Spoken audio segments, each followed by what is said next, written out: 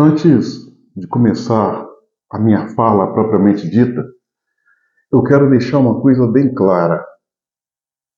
O que eu vou falar aqui não expressa o meu desejo. Não, não é o meu desejo. É a expressão do meu medo, de acordo com fatos históricos. Vamos aos fatos.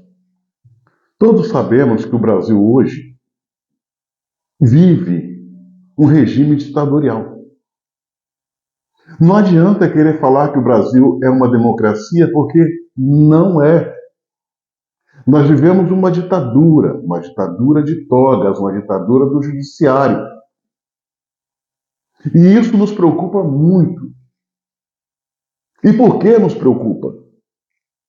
Porque a gente sabe bem, de acordo com a história, como isso começa e como isso termina. E nunca termina bem. A gente tem visto pessoas sendo presas pelo simples fato de manifestar o seu pensamento. A gente tem tido o desprazer de ver jornalistas presos, outros autos se exilando para não ser presos, humoristas censurados, parlamentares perdendo os seus mandatos sem razão que justifique. O cidadão que, pelas regras da Constituição, antes tinha o direito de se manifestar passivamente, hoje, nem isso. Então, todo esse caldeirão de coisas nos traz medo e revela que vivemos, sim, um regime ditatorial. E que caminhamos em passos largos ao mesmo destino que Cuba, Venezuela, Nicarágua, por que não dizer Coreia do Norte e outras tiranias ao redor do mundo. E todos esses arroubos autoritários que são feitos contra os brasileiros,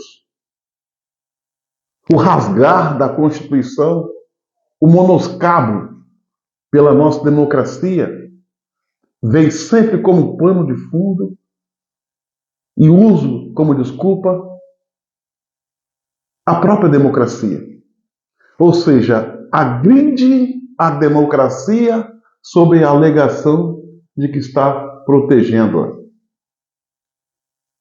A gente vê ministros do Supremo decidindo questões de Estado de forma monocrática, a revelia da Constituição, ignorando o ordenamento jurídico do nosso país,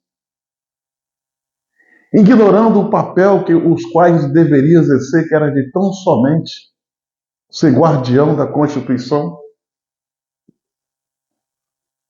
Mas aqui no Brasil atual, no Brasil de hoje, a gente está vendo o Congresso Nacional, Câmara e Senado emparedados, intimidados, cocorocados, de quatro, acovardados, enquanto que quem está fazendo o papel de legislar é o Judiciário, entenda-se, Supremo Tribunal Federal.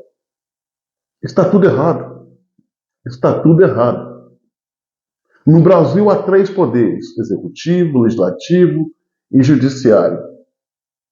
Cada um deve atuar na sua seara, em seu campo, respeitando o espaço do outro. E é aí que diz: os poderes são independentes e harmônicos. Mas não há mais independência, não há mais harmonia. O que se há é subserviência dos demais poderes ao poder judiciário, ou seja, vivemos um país de ponta cabeça. E estamos vendo que hoje o Brasil é presidido não por um presidente legitimamente eleito, mas sim por um ministro do Supremo Tribunal Federal que não teve sequer um voto para tal. Então todas essas coisas nos preocupam. Porque tudo que o Brasil precisa é de paz, ordem e progresso. E a gente está vendo que essas decisões desses homens loucos, aloprados, está levando o Brasil para um caminho perigoso. As pessoas mais informadas, intelectualizadas, que têm um mínimo de estudo, já perceberam o risco que nós estamos correndo. Mas existe uma massa, talvez a maioria dos brasileiros, que por não ser dotado de educação, não ter informação, levar uma vida sem sentido, a reboque de mentiras e de fanfarronices de partidos políticos e militâncias, políticas partidárias, ignoram esse risco. A maioria dos brasileiros não perceberam o risco que nós estamos correndo. E a tendência, cada dia mais, é agravar os arroubos autoritários. É claro que um dia isso vai acabar, como acabou em todos os países ao redor do mundo que experimentaram implantar esse sistema. Mas do jeito que a coisa vai, antes de melhorar, vai piorar ainda e muito. Porque só uma parcela dos brasileiros perceberam o risco que estamos correndo. Uma outra vive como se tivesse tudo normal. Para essa parcela, acordar de manhã, comer um pão, tomar um café, um prato de comida já basta, porque a vida deles se resume a isso, a comida. Pensar no progresso, pensar na família, é coisa distante dessa massa que compõe a maioria dos brasileiros. E por que eu falo que esse regime, que ora vem sendo implantado no Brasil, um dia vai cair, ainda que dure meses ou anos, vai cair. E vai cair de uma forma dolorosa. Não é o meu desejo. Não que eu desejo que isso aconteça. Não é apologia ao caos. Não é. São fatos históricos. Está escrito. Alguém escreveu um dia e a frase diz o seguinte, abre aspas, o poder que se mantém pela espada, pela força da espada, tende a cair, fecha aspas. Adolf Hitler, na Alemanha, fez o que fez, oprimiu o seu povo, qual foi o desfecho? Infeliz. Benito Mussolini, o fascista, na Itália, oprimiu o seu povo, fez o que fez, ele e a sua esposa, a Coreta, tiveram um final infeliz, foram pendurados de cabeça para baixo em praça pública e tiveram as suas vidas ceifadas. Muammar Gaddafi comandou a Líbia de 69 a 2013 com mãos de ferro, oprimindo o seu povo, castigando, perseguindo aqueles que pensavam diferente. O que aconteceu com Muammar Gaddafi depois da Primavera Árabe? Foi pego pela população escondido dentro de uma manilha de esgoto. Ou seja, na merda, literalmente na merda. E teve o fim de sua vida nas mãos de um popular. Saddam Hussein. Quem não conhece a história de Saddam Hussein, o líder do Iraque, que tirou a vida de milhares de opositores, perseguiu, prendeu, censurou, bombardeou, envenenou, conspirou. Qual foi o desfecho de Saddam Hussein? Coincidentemente, em parte, foi o mesmo de Muammar Gaddafi. Com a invasão americana ao Iraque, ele se escondeu, correu e foi pego dentro de uma manilha, também do esgoto. E a condenação dele foi a forca. Nicolau Ceausescu, da Romênia, em 94, oprimiu seu povo por mais de 20 anos. Teve um final infeliz. A vida dele acabou nas mãos do seu povo. E a história está recheada de exemplos de tiranos que tiveram um final feliz. Final infeliz, o melhor dizendo. Está cheio, cheio. É uma ilusão querer pensar, que vai oprimir um povo, que vai se eternizar no poder e que não vai ter um revés pelos seus atos. No Brasil vai ser diferente? Não. A história se repete. Aqui vai acontecer a mesma coisa. Querer achar que brasileiro é pacato, é de paz, vai ver a história do Brasil na Guerra do Paraguai, a carnificina que foi. Então, querer implantar um sistema e subestimar a capacidade de alguns brasileiros reagir ao que está aí é um risco que não deveria acontecer. Não deveria. E a gente está vendo que todo esse caravançará, ou seja, essa bagunça, está contando com a ação ou omissão daqueles que deveriam fazer algo.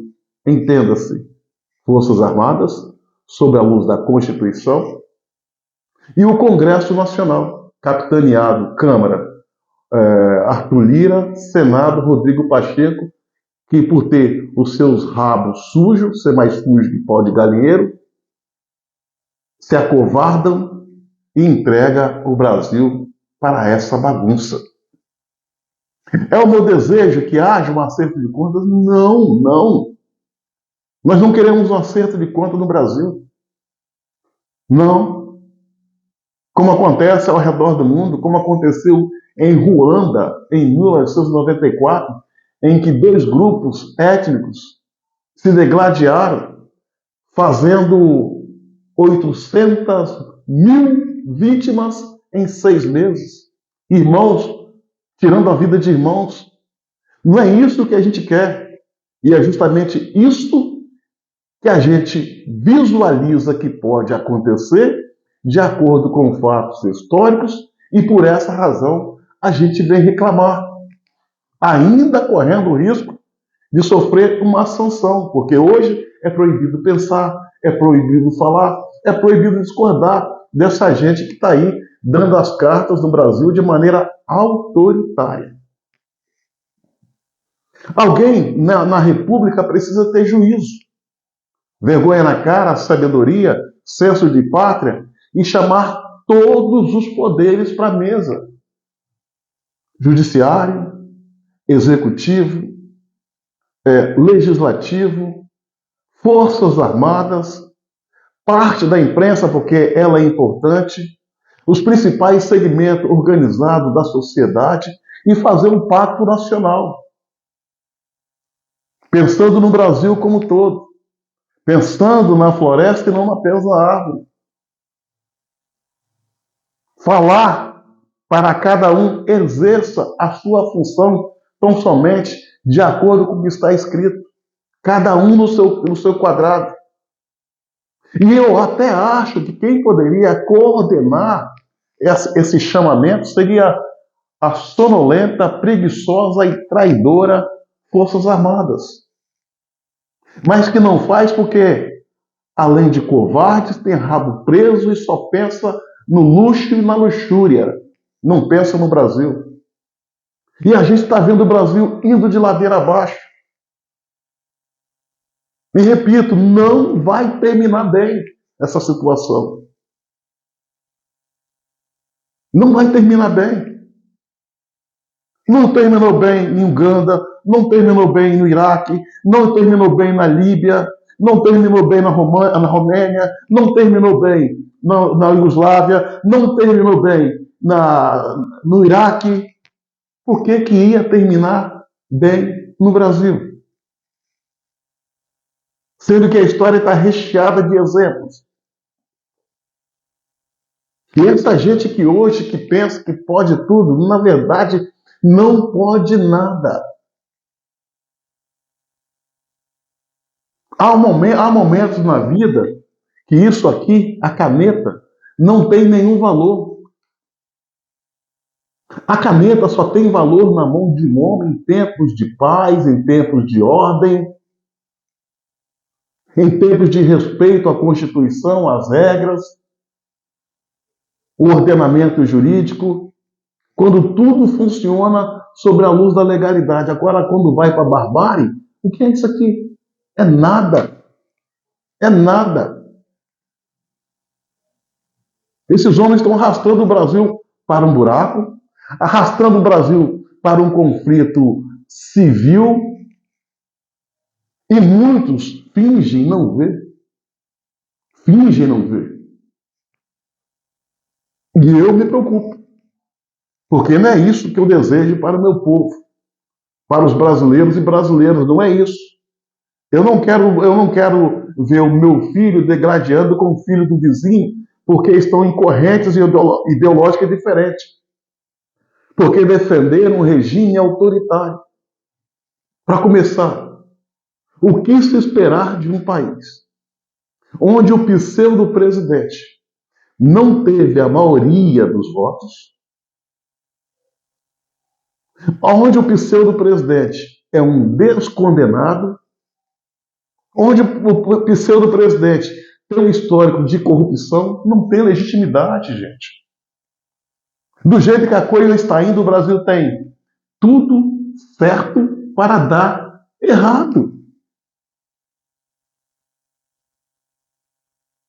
E esses ministros, alguns, parece que não têm juízo. Acha que pode tudo, não pode. Não pode. É perigoso, o Brasil não merece e não precisa do que está por vir. Estou falando isso aqui com receio, com medo. Porque hoje é perigoso falar a verdade. Mas o que eu falo, finalizo, não reflete o meu desejo. É o reflexo do meu medo. O medo que isso venha acontecer. Porque alguém disse um dia. Alguém disse um dia.